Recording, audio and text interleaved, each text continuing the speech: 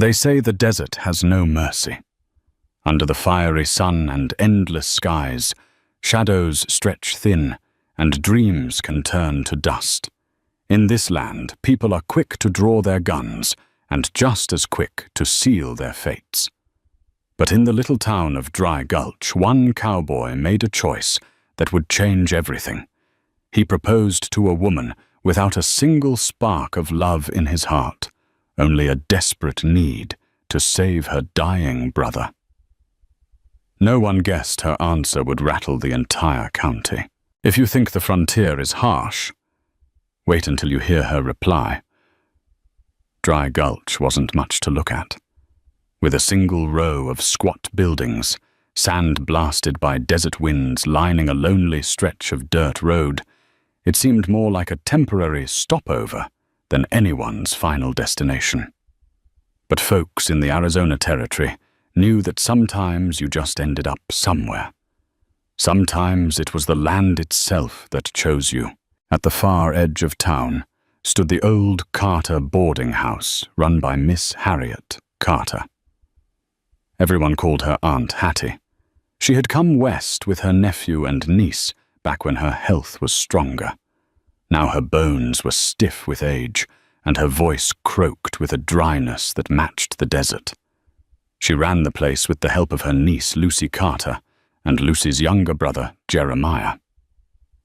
Jeremiah Carter was only 15 too young to shoulder a man's burdens, yet he carried one heavier than most, a persistent fever that doctors from as far as Tucson had tried to treat, to no avail.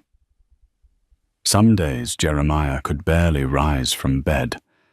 Lucy tended to him day and night, kneeling beside his bed brow furrowed with worry.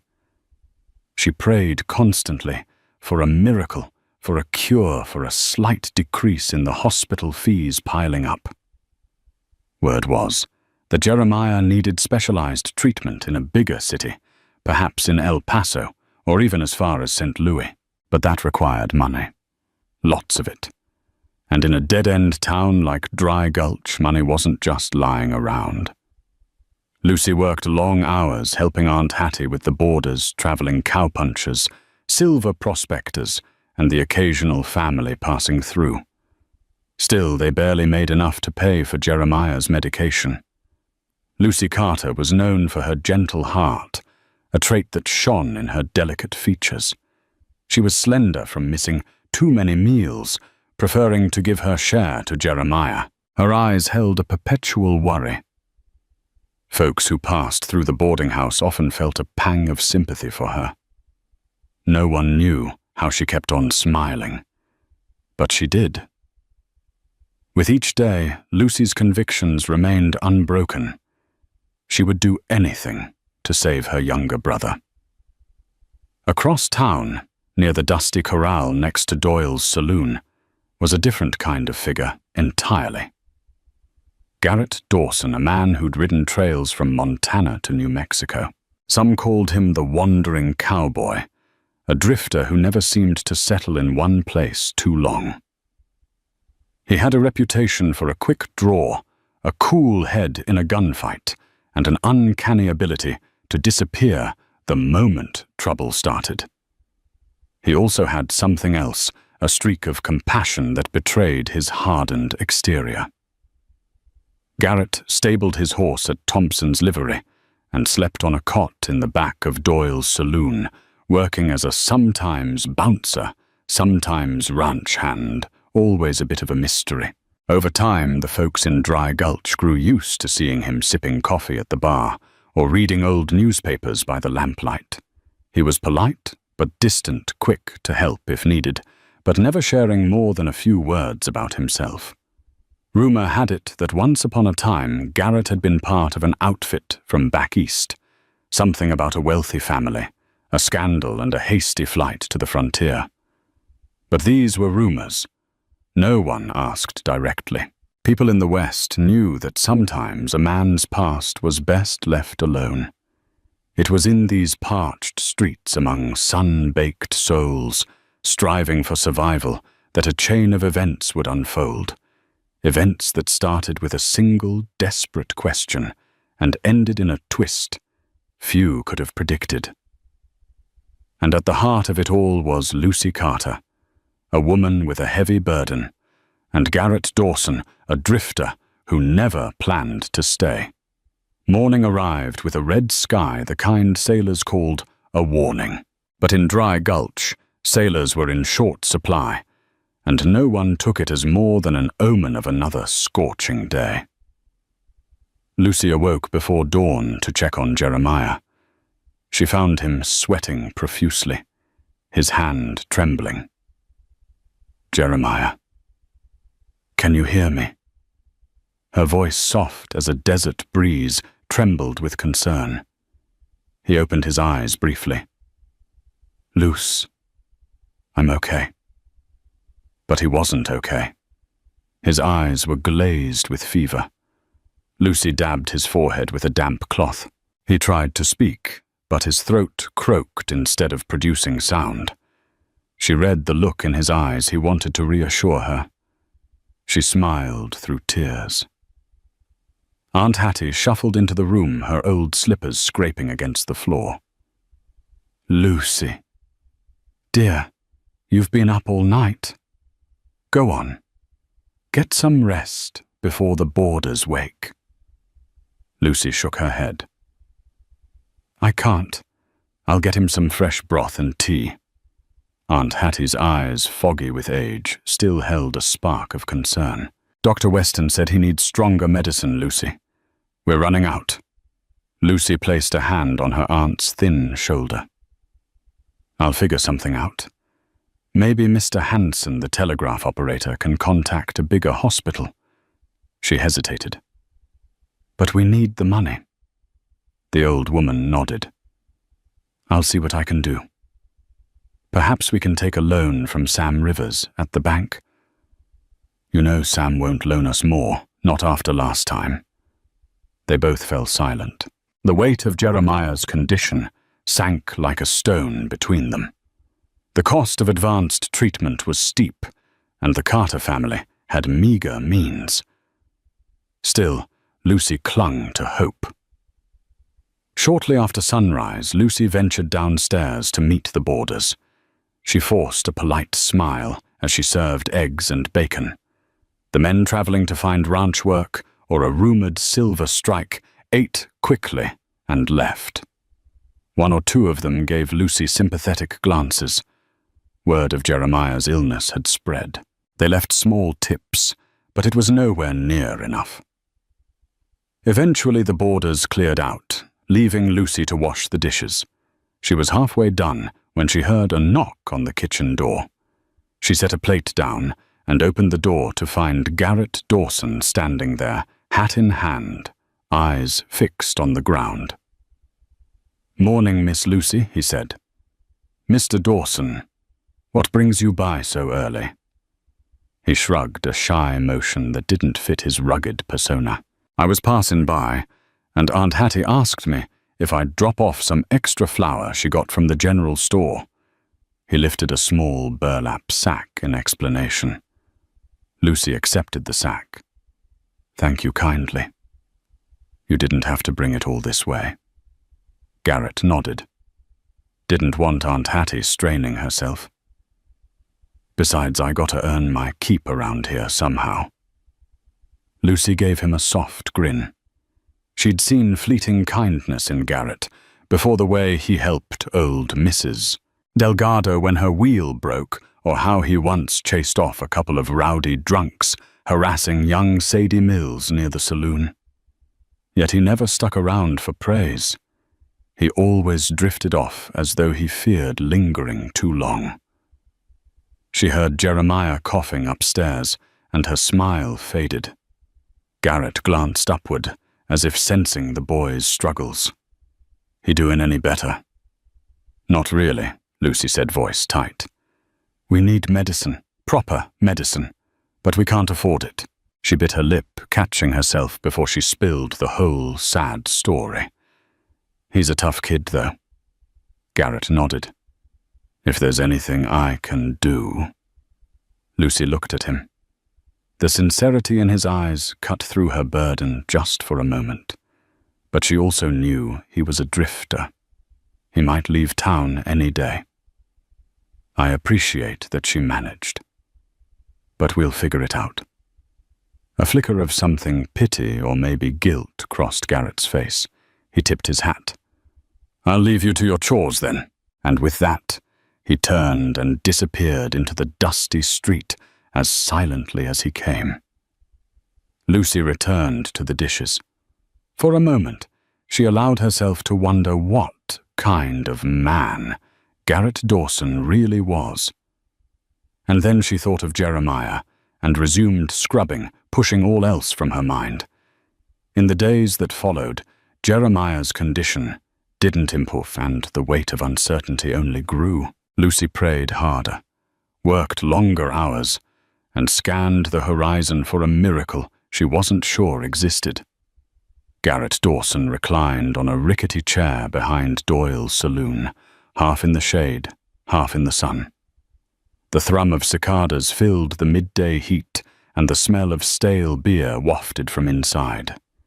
He'd been in Dry Gulch longer than usual, nearly 4 months. Typically, he never stayed in one town more than a week or two, preferring to keep his distance. Yet something had made him linger. Perhaps it was the stable job old Doyle paid him a small wage to keep peace, and he got a cot to sleep on in the storeroom. Or maybe it was the subtle draw of Lucy Carter. He admired her grit, quiet but unwavering. She faced each day's hardships with a kind smile. He couldn't help but notice how her hands trembled when she was exhausted, or how she wiped her eyes when she thought no one was looking. It tugged at something deep in his chest, something he didn't want to acknowledge. His wandering gaze settled on a poster tacked to a nearby wall. Wanted Matthew 2-Gun Jenkins. Reward, $500. Garrett scoffed. Half the time the wanted men were long gone, or the bounty was a fraction of what the posters promised. He knew bounty hunting was an option, he'd tried it before, but it left a bitter taste in his mouth. He wanted to help Lucy and Jeremiah, sure, but risking his neck for a reward that might not even be real was a gamble. Still that reward, if it was real, $500 could pay for Jeremiah's medical bills with some left over. Temptation snaked through Garrett's thoughts. He folded his arms across his chest. Why was he letting the Carters' troubles get to him? He'd promised himself he'd never get involved again. Not after the fiasco back east, an incident involving a fortune he'd walked away from, and a fiancée he never truly loved. He had sworn off entanglements, vowing to roam free, and yet Lucy's determined face hovered in his mind like a spectre. He exhaled deeply and rose from the chair. Inside the saloon, a few patrons drank away the afternoon. Doyle, a burly man with a thick moustache, polished glasses behind the bar. "Afternoon, Garrett," he grunted. "Heard any news from the Carter place?" "That poor boy any better?" Garrett shook his head, approaching the bar. "He's not. And Lucy's worried sick, though she'd never say so." Doyle grumbled sympathetically. "Carter family's always been decent folks. Aunt Hattie used to serve the best pies in town when her joints were still good. Let me know if I can help." Garrett appreciated the sentiment. He looked at the rows of bottles behind Doyle, considering a stiff drink to chase away his guilt. But he settled for water. He needed a clear head. He took a long swig, wiping his mouth on his sleeve. Then his gaze caught the reflection of that wanted poster pinned behind the bar as well. Doyle noticed. Thinking of going after Jenkins, the saloon owner asked quietly. "He's a mean one. Robbed a stagecoach near Yuma last month, shot 2 men. Garrett frowned. "The poster says $500. Don't know if it's legit." Doyle shrugged. "Marshall's in charge of it. You'd have to check in with him. But I bet it'd be enough to send Jeremiah to a real doctor." Garrett slammed the glass down, water splashing. I'm not sure. Bounty hunting's a tricky business. Doyle scratched his mustache. Might be the only chance that boy's got. But it's your call. Garrett nodded and strode to the door, each step weighed by indecision. He could earn more working as a ranch hand, but that was slow money. Jeremiah didn't have time to wait. Outside, he ran into Wyatt Caldwell, a rancher from up north. Howdy, Garrett. Heard you might be thinking of bounty hunting. Word travels fast in a small town. Garrett shoved his hands into his pockets. Just a thought, Wyatt. Wyatt smirked. I'm heading out of town soon to deliver cattle, else I'd join you. Watch your back if you go after Jenkins, though. He's got a gang with him. Garrett grunted in thanks and tipped his hat. As he made his way toward the livery, he couldn't shake the turmoil swirling in his mind. If he left Dry Gulch, hunted Jenkins, maybe, just maybe he could return with enough cash to help Jeremiah. But was that enough motivation? He thought of Lucy, and in that moment, he realized he didn't just want to help Jeremiah. He felt an inexplicable desire to protect them both.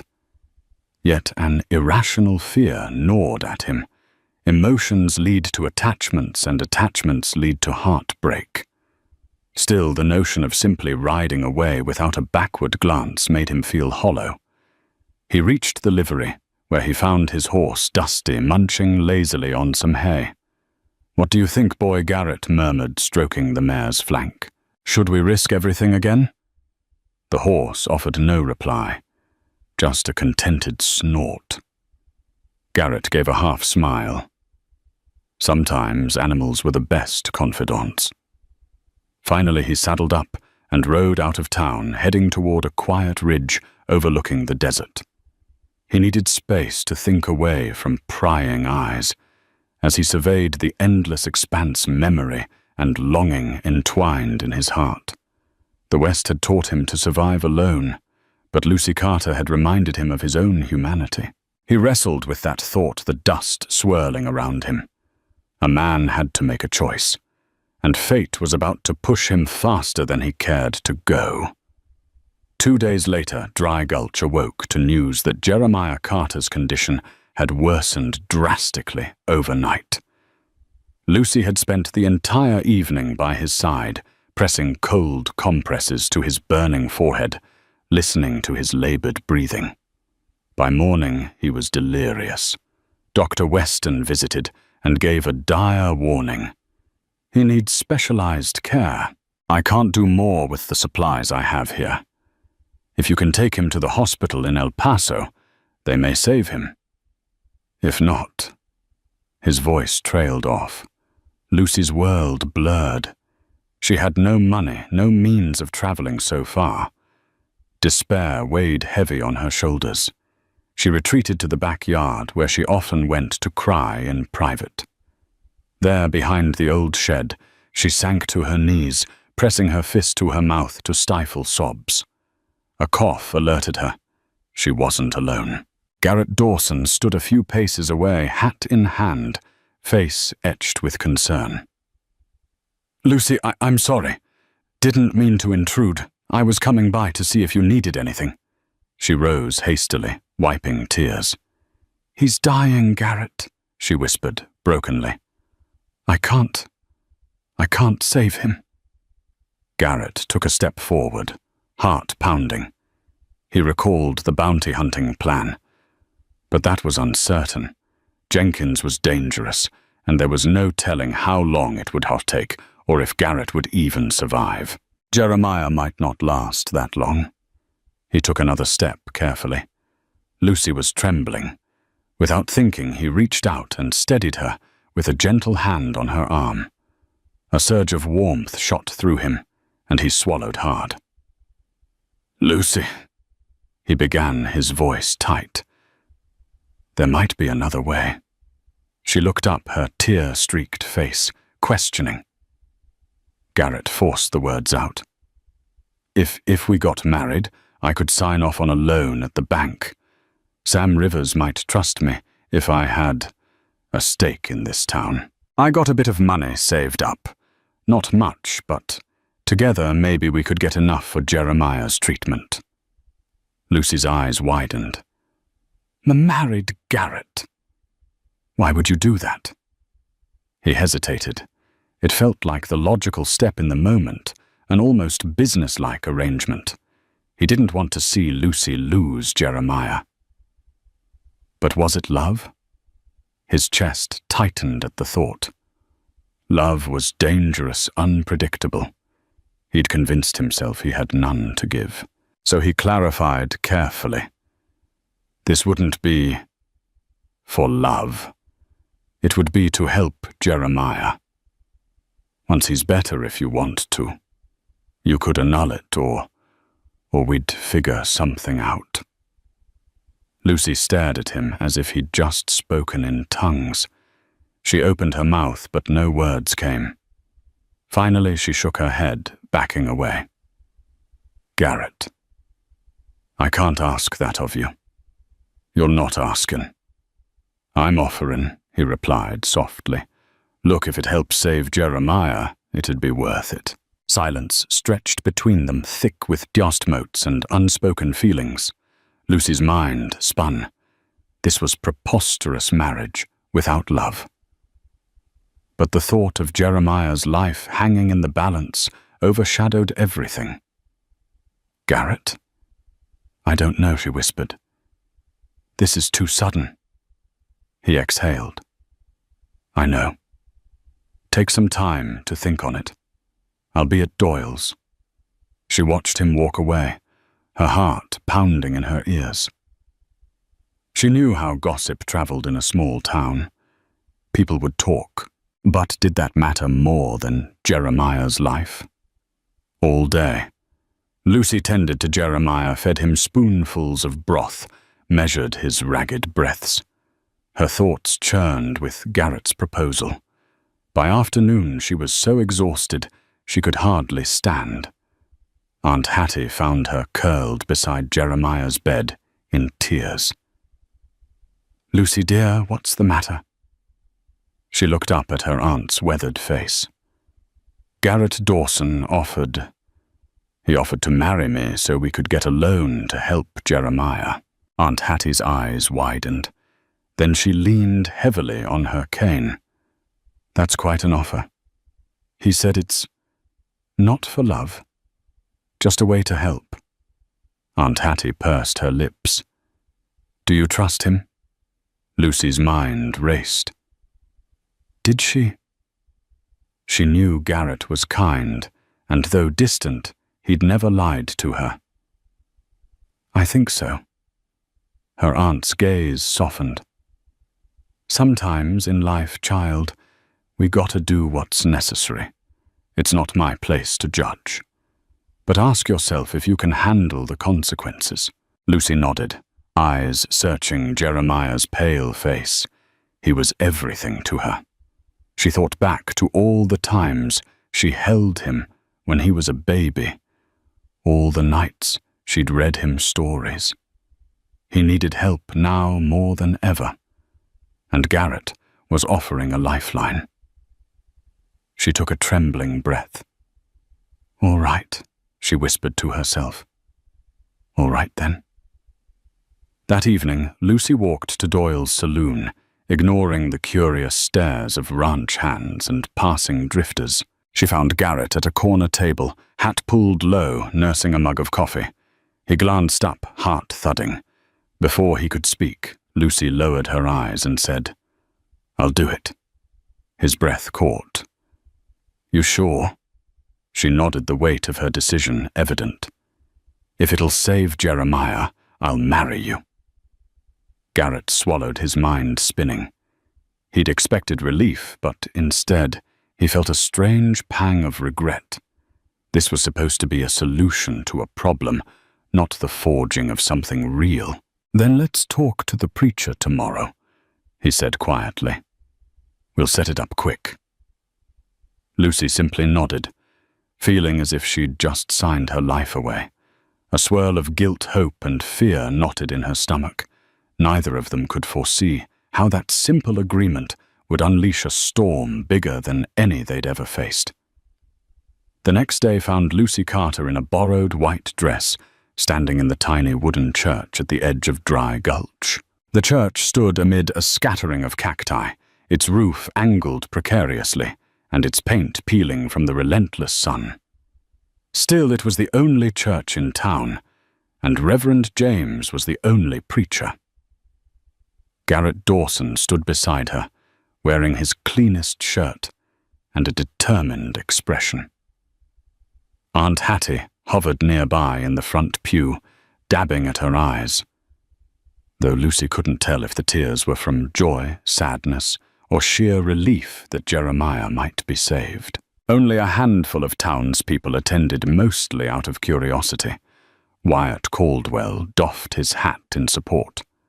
Doyle and a few saloon patrons came too, wanting to witness the union of a man known for drifting and a woman who seemed too good for this harsh land. The wedding was over in less than 10 minutes. Simple vows exchanged rings, cheap iron bands courtesy of the local smith, and a final pronouncement that Lucy Carter and Garrett Dawson were husband and wife. Garrett barely met Lucy's eyes during the ceremony. When it came time for the kiss, he pressed a chaste peck to her cheek, tension rolling off him in waves. Lucy held her hands clutched together, feeling each beat of her heart hammering. She couldn't believe she was now Mrs. Dawson, that Jeremiah's life hinged on this moment. Afterwards, as they stood on the church steps, the midday sun glaring overhead, Sam Rivers, the local banker, approached them. His expression was reserved, but he offered a handshake. "Garrett. Lucy, congratulations. Heard the news this morning." Garrett cleared his throat. "Afternoon, Sam. Now that you're hitched, perhaps we can talk about that loan. I'd like to see how we can help." Lucy felt a surge of relief. Her face brightened at the thought that the bank might now see them as a stable, united front. Garrett nodded. "Tomorrow, Sam. We'll come by your office." Wordlessly, Lucy's gaze drifted to the scattered onlookers. She caught hushed whispers, half smiles. A swirl of gossip was already forming. She did her best to ignore it. Aunt Hattie stepped forward, took Lucy's hand. "I'll walk back with you, dear. We'll see how Jeremiah is faring." Garrett watched them go, a strange hollowness in his chest. He was a husband now, at least on paper. Should he accompany Lucy home? Should he remain distant? The lines of this arrangement were so blurred. Before he could decide, Wyatt Caldwell clapped him on the shoulder. "Looks like you're a family man now, friend." Garrett exhaled. "Something like that." Wyatt laughed without mirth. "You don't look too sure." Garrett forced a tight grin. "We all do what we must." For the rest of the day, Lucy tended to Jeremiah, updating him on the marriage. The boy blinked at her in confusion, drifting in and out of feverish haze. She half expected him to protest, but he was too weak to offer more than a raspy "thank you." That night, after Lucy tucked Jeremiah in, she found Garrett standing in the parlor, staring at a patch of peeling wallpaper. She hesitated in the doorway, uncertain how to act around her new husband. "Would you like some tea?" she asked softly. He turned, managing a small smile. "Sure." They ended up sitting across from each other at the small kitchen table, sipping tea in awkward silence. Finally, Lucy set her cup down. "Thank you, Garrett, for doing this. I can't repay you." He shifted, uncomfortable. "You don't owe me anything. This is just to help Jeremiah." She nodded, ignoring the disappointment that nudged at her heart. Of course it was just for Jeremiah. That was the whole reason.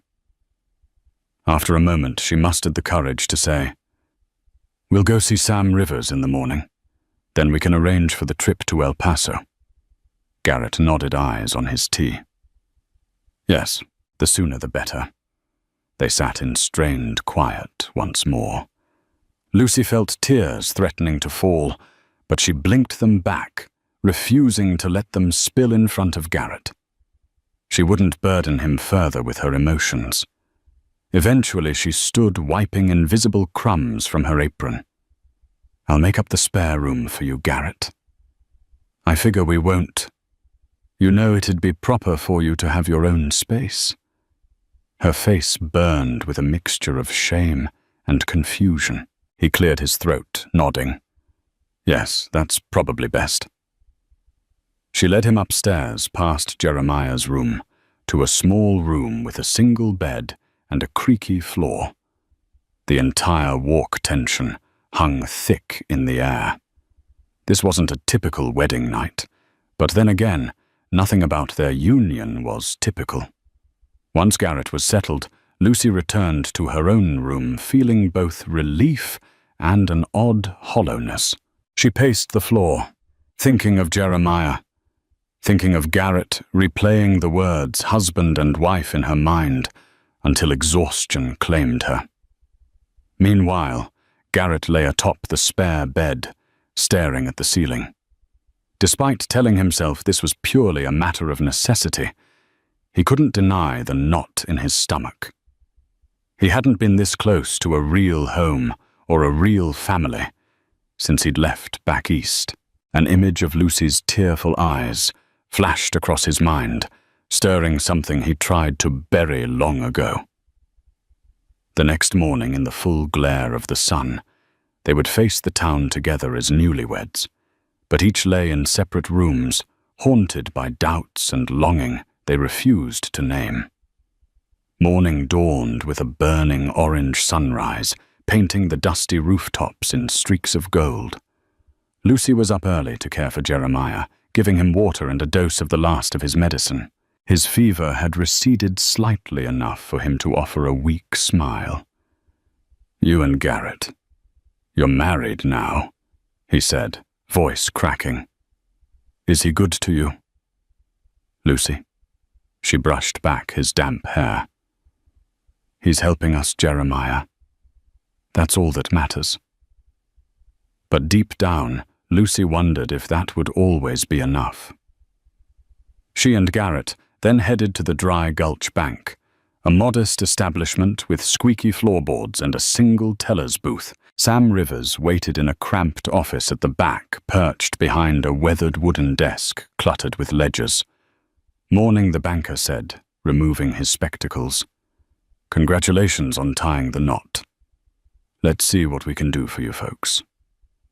Lucy and Garrett sat in the two chairs opposite the desk. Lucy's stomach felt like a knotted rope, her anxiety climbing. Garrett fidgeted, his eyes darting across the dingy wallpaper. So Sam began. You're looking for a loan to cover medical expenses for Jeremiah. Lucy nodded. Yes, enough to cover transport, hospital fees, anything that can save my brother. We'll pay back every cent. Sam leaned forward, steepling his fingers. I know your situation. Lucy and I trust your character. And Garrett, I've seen you around town, heard good things from old Doyle. He paused, glancing between them. But I need some assurance that you can repay the loan.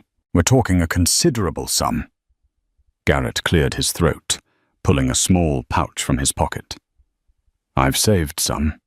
Not nearly enough, but it's a start. He poured a few coins and a crumpled banknote onto the desk.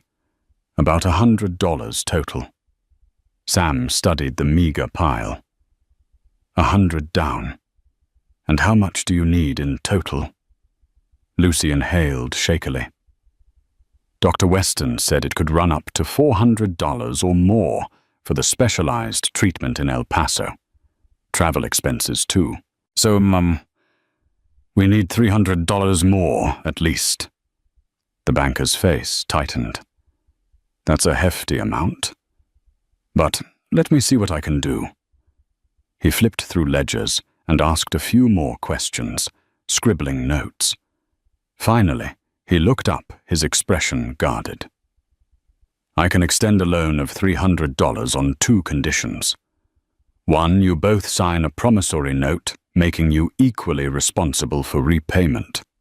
2, you offer some form of collateral." Lucy swallowed hard. "We don't have much.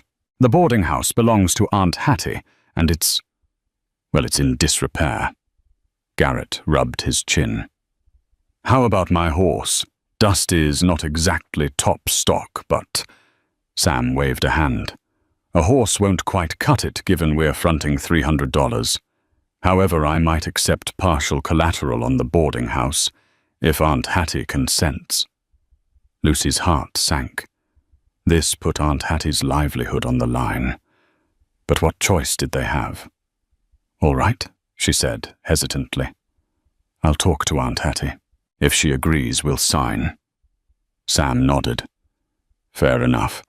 If everything's in order, I'll have the paperwork ready tomorrow."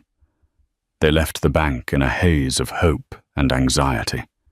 Lucy tried to steady her breathing. This was their chance, but it felt precarious. Garrett walked beside her, hands in his pockets.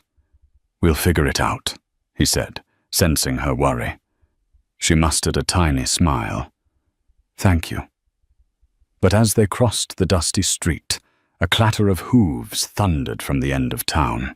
A group of riders, a handful of men, dusty bandanas tied around their necks, tore into Dry Gulch. They skidded to a halt outside Doyle's saloon, dismounting in a swirl of dust. Garrett grabbed Lucy's arm, pulling her toward cover near the blacksmith's shop. He recognized one of the riders instantly, Matthew Two-Gun Jenkins, the man from the wanted poster. Lucy's eyes widened. "Is that Garrett?" Nodded grimly, heart pounding. "It is. Jenkins is as bad as they say." Jenkins. A lean man with a hawk-like glare sauntered into the saloon with his posse. The sense of danger rippled across the street like a shockwave. People hurried indoors, shutting windows and doors. Lucy clutched Garrett's sleeve. "We should get back to Jeremiah. No telling what they'll do." Garrett's jaw tightened. He recalled the $500 bounty. A chunk of that, combined with the loan, could cover everything and more. But he also knew Jenkins was cunning, and he had a gang of cutthroats at his back. Still, the seeds of temptation sprouted again. $500 was no small sum, especially with Jeremiah's life on the line. Lucy sensed his tension. "Garrett, don't go doing anything reckless." He set his jaw, forcing a reassuring look. "I won't. Let's get you home." Together they hurried back, each step weighed with a new sense of unease. That afternoon, Lucy managed to get Aunt Hattie's reluctant approval for using part of the boarding house as collateral, and they prepared to finalize the loan. Jeremiah's transfer to El Paso seemed within reach. But that night word spread fast. Jenkins and his gang had no intention of leaving town just yet. They drank themselves silly at the saloon, picking fights with locals, bragging about a job that had netted them a stash of stolen goods. Tension coiled through Dry Gulch. Alone in his makeshift bedroom, Garrett stared out the window into the dark street, the moon casting eerie shadows.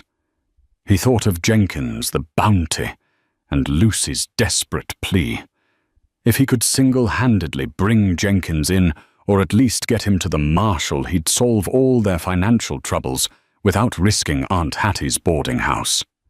But that required a cunning plan, more than a little nerve, and a willingness to kill if it came down to it. Garrett sighed, turning away from the window. He wondered if Lucy would ever forgive him if he went behind her back.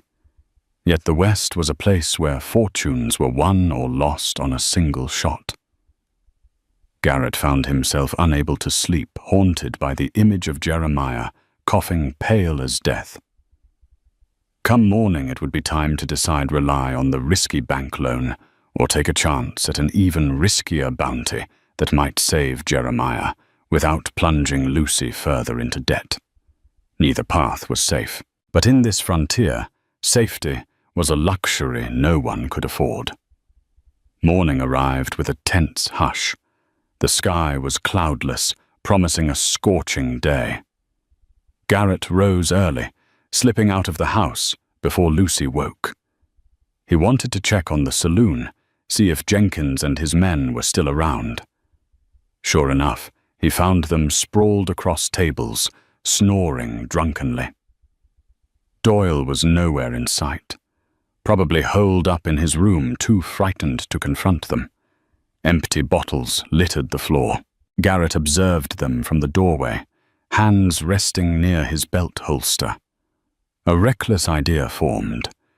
If he could capture Jenkins while the outlaw was still in a drunken stupor, perhaps he could cart him off to the nearest marshal's office. But the gang members, 6 men including Jenkins, wouldn't be easy to subdue. "Don't even think about it," came a low voice from behind. Garrett spun to find Wyatt Caldwell, rifle in hand, standing near the bar. Garrett exhaled, stepping into the saloon carefully. "Wyatt? Didn't know you were here." Wyatt's gaze flicked to the sleeping gang. "I stayed the night, keeping an eye out. Jenkins is a cunning snake." Garrett nodded. "I need that bounty, Wyatt." Wyatt's lips pursed. "I heard about the loan for Lucy's brother. Don't get me wrong, I want that boy to live too. But taking on Jenkins and his men alone is suicide." Garrett's eyes scanned the outlaws, noticing their guns lying on the tables. "Maybe if we get the drop on them." Wyatt grimaced. "You're talking about a bloodbath. This is a small town, Dawson. Innocent folks could get caught in the crossfire."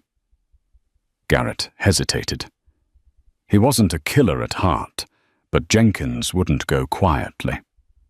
Another approach might be to tip off a nearby marshal, but that could take days, and Jenkins might slip away at any moment.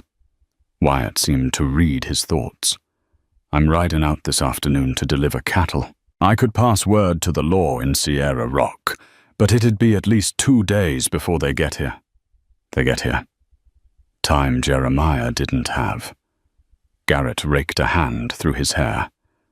Damn it. He paced, torn between urgent desperation and the risk. Wyatt set a hand on his shoulder.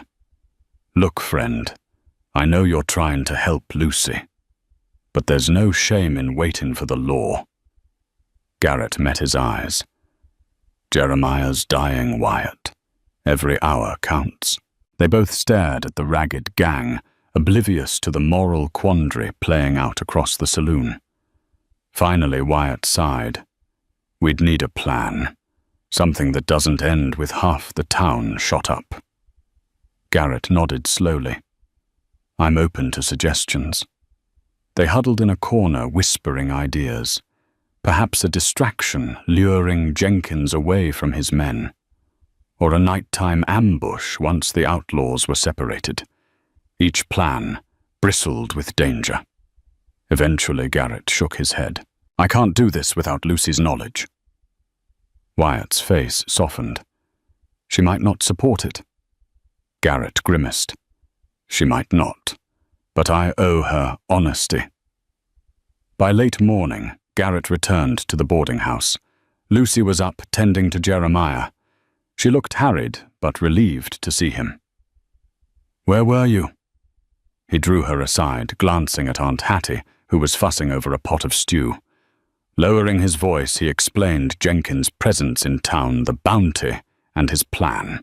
Lucy's eyes widened with alarm. "Garrett, no, it's too dangerous." He placed a gentle hand on her shoulder. "If I pull it off, we'll have enough to pay for Jeremiah's care without mortgaging Aunt Hattie's home. I can't sit around while your family loses everything."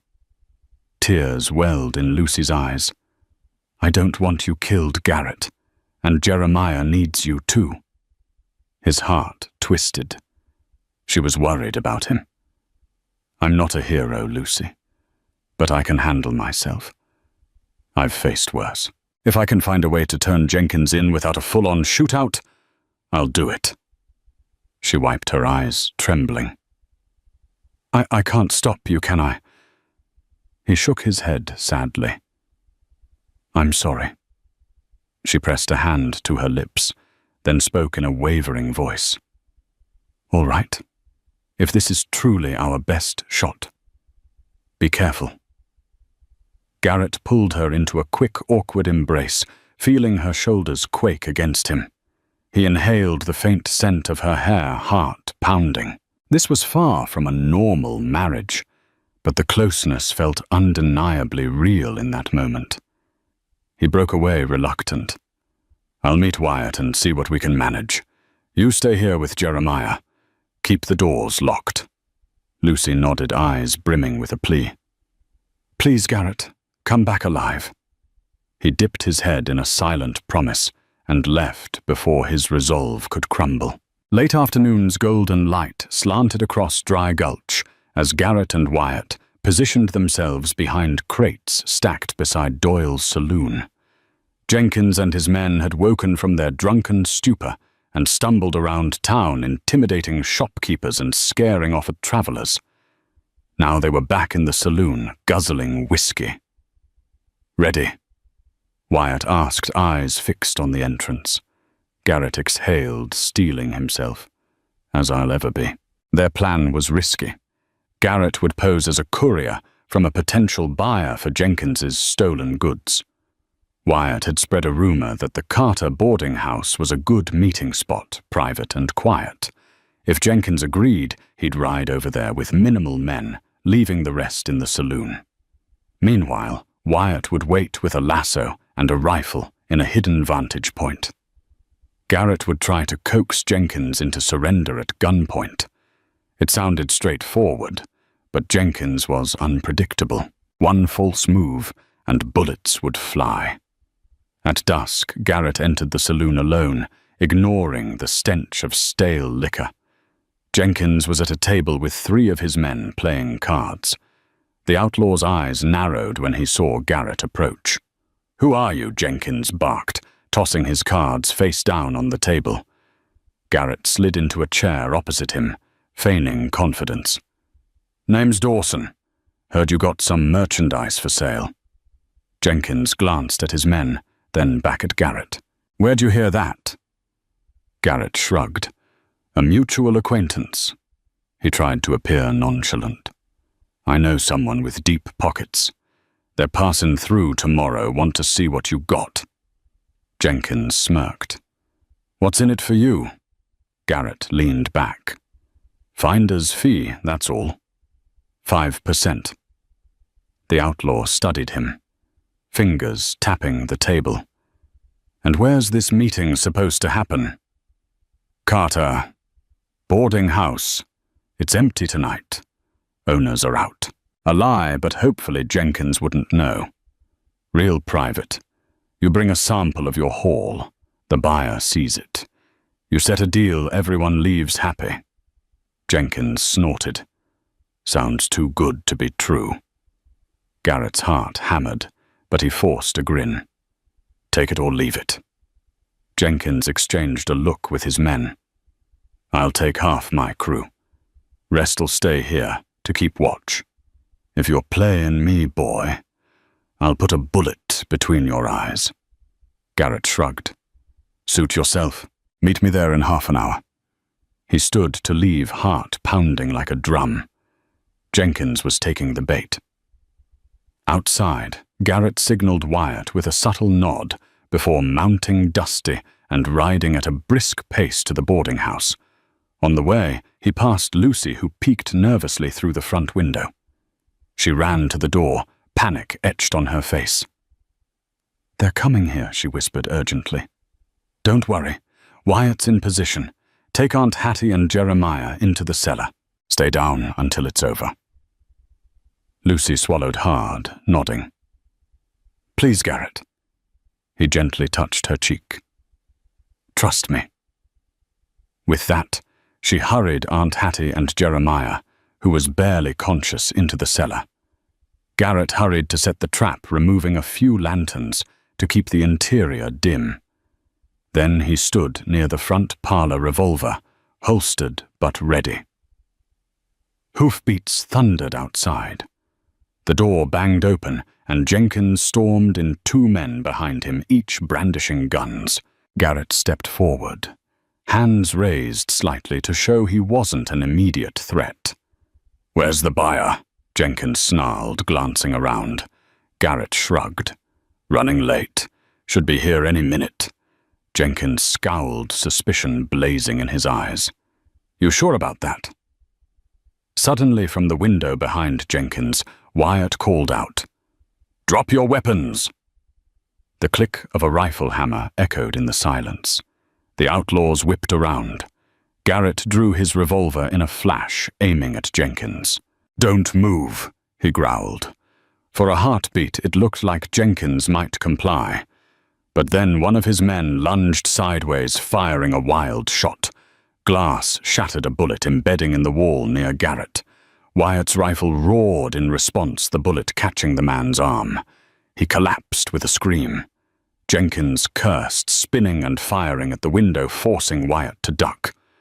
The second outlaw dove behind a sofa, returning fire blindly. Garrett ducked behind a chair, adrenaline surging. The small parlor erupted in chaos, gunshots splintering wood, the acrid smell of gunpowder. Garrett risked a glance, saw Jenkins crouched behind a table, eyes murderous. Jenkins sneered. "So this was a trap, you son of a—" He fired another shot, grazing Garrett's shoulder. Pain flared hot, but Garrett grit his teeth, returning fire. Wyatt leaned in from the window, firing again, hitting the second outlaw in the leg. The man howled, dropping his gun. Jenkins realized he was outnumbered, but he had no intention of surrendering. Garrett lunged to the side, aiming carefully. He squeezed the trigger. The bullet struck Jenkins's gun hand, sending his revolver clattering to the floor. Jenkins clutched his wounded hand with a feral roar. Garrett trained his barrel on the outlaw's chest, breathing ragged. "Don't move." Jenkins glared, blood seeping through his fingers. "You're dead, Dawson. You hear me? Dead." Wyatt burst in, rifle raised, sweat beading on his brow. "Shut up, Jenkins." They disarmed Jenkins fully and tied his hands with rope. The wounded outlaws lay groaning on the floor, clutching their injuries. Wyatt set about binding them as well, ignoring their curses. Garrett exhaled, checking his own wound. It was just a graze, but enough to throb like fat. He signaled to Lucy, who cautiously peeked out from the cellar steps. Relief flooded her face at the sight of Garrett still standing. She rushed to his side, eyes brimming with tears. "You're hurt." He managed a tight grin, wiping sweat from his brow. "Just a scratch." Wyatt turned to them. "We need to get Jenkins and his men to the marshal in Sierra Rock. I'll help you do it." Garrett nodded, staggering slightly from the shock. Lucy grabbed his arm to steady him. Jenkins continued to spit venomous threats. But Garrett knew the worst was over, so long as they got him out of Dry Gulch before the rest of his gang found out. Lucy's gaze flicked to the battered furniture, the broken glass, the bullet holes. But the damage was worth it if it meant claiming that $500 bounty money that could save Jeremiah. Garrett reached out to brush Lucy's arm, voice trembling with adrenaline. "It's done." She squeezed his hand, tears of relief mixing with her fear. "Thank God." None of them realized that another man from Jenkins's crew had been watching from a distance, racing off to alert the rest of the gang. A new storm was gathering on the horizon, threatening to undo everything they'd fought for. As the early sun rose over Sierra Rock, Garrett and Lucy stepped out of the jailhouse, the dust swirling around their boots like the weight that had lifted from their shoulders. They walked slowly, silently, each lost in their thoughts, hands still entwined. Garrett's mind reeled. Lucy had just confessed her love without condition, without expectation. He had faced gunfire, betrayal, and moral battles, but nothing had shaken him quite like hearing her say she loved him. He stopped in the middle of the street and gently pulled her closer. "Lucy," he said, voice low.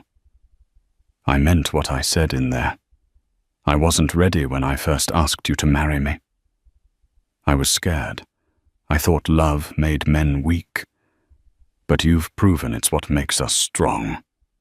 Lucy met his gaze, her eyes still moist with tears. "Then don't run, Garrett.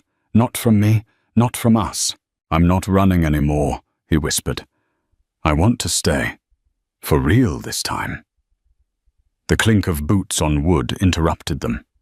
Wyatt Caldwell stood on the jailhouse porch, watching with a knowing smirk. "Well," he said, tipping his hat, "seems the outlaw's not the only one who got captured today." Garrett chuckled. "Yeah, reckon I never stood a chance." Wyatt walked over, clapped Garrett on the back.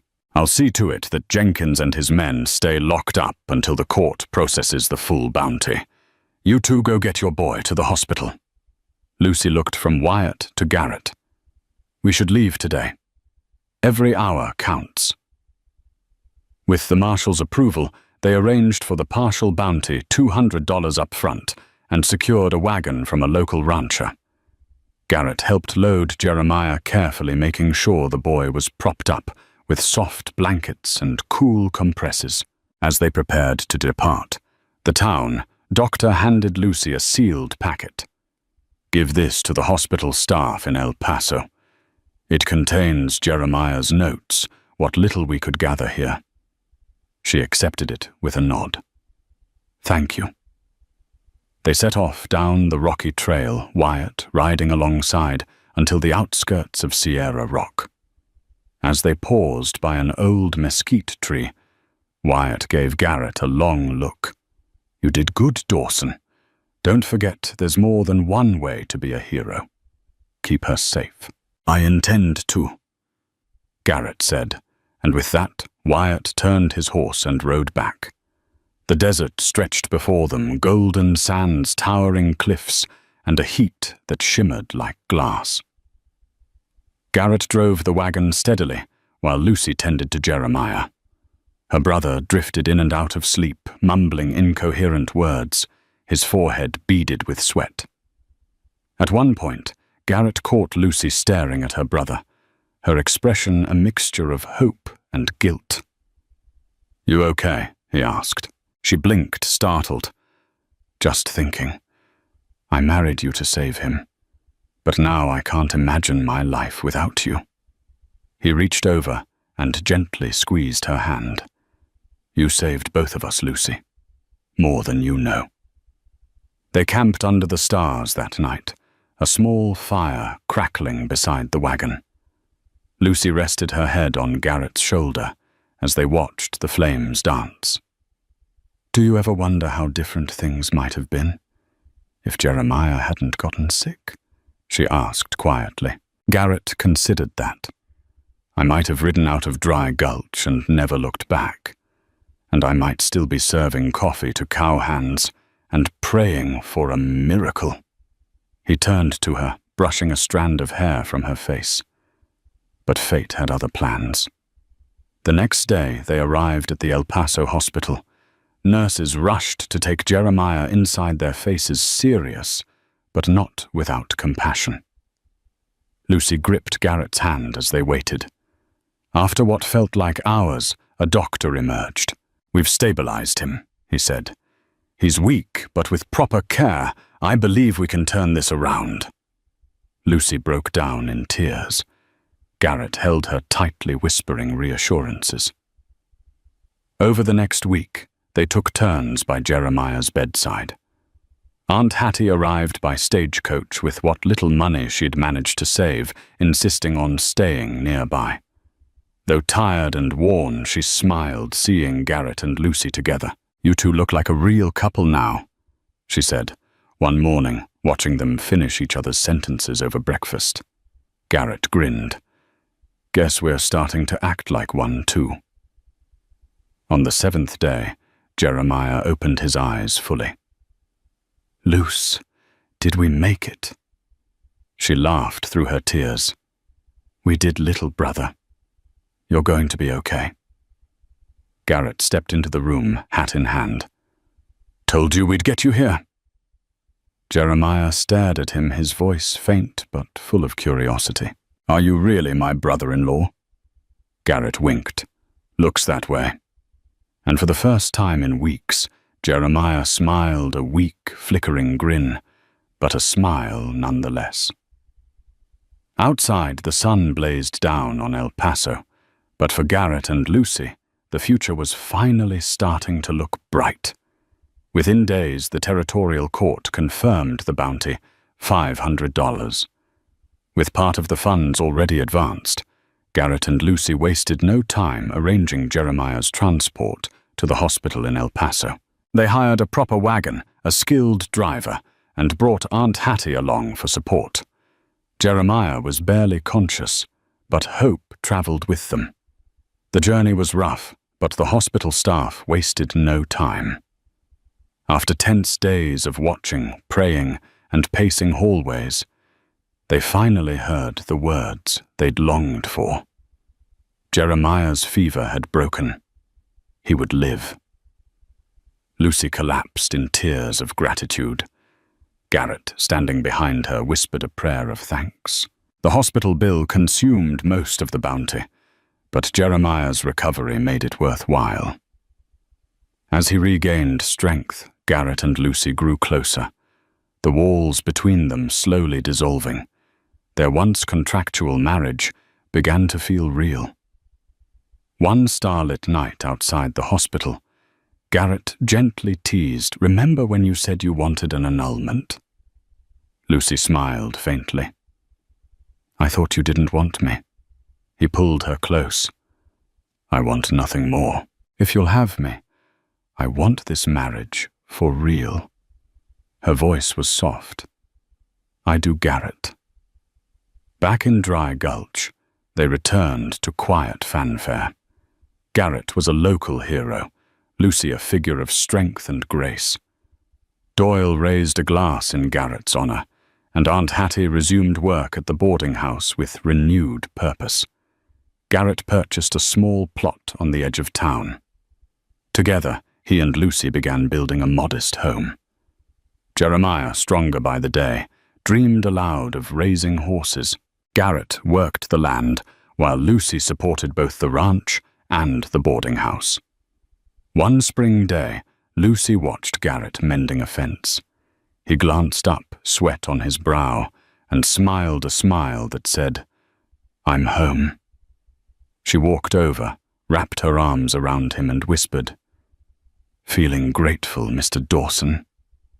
He kissed her cheek. "More than you'll ever know, Mrs. Dawson." In the unforgiving West, love had found them. Born of desperation, tested by danger, their union had grown into something real, and that, above all else, was worth fighting for. In a land of dust and danger, Lucy and Garrett built a home and a legacy upon the unlikeliest beginnings. What started as a desperate proposal to save a dying boy turned into a bond forged by sacrifice and sealed in love. Their story reminds us that even in the harshest of frontiers, compassion can blossom into something extraordinary. Thank you for joining us on this epic Wild West journey. If you found yourself cheering for Lucy, rooting for Jeremiah, and holding your breath as Garrett faced impossible odds, we invite you to share that excitement. Please hit that like button, drop a comment, and subscribe to our channel for more dramatic tales that stir the heart and feed the soul. Share this story with friends who love a good frontier romance. Together, let's keep these tales of courage and love alive in every dusty corner of the internet. Yeehaw!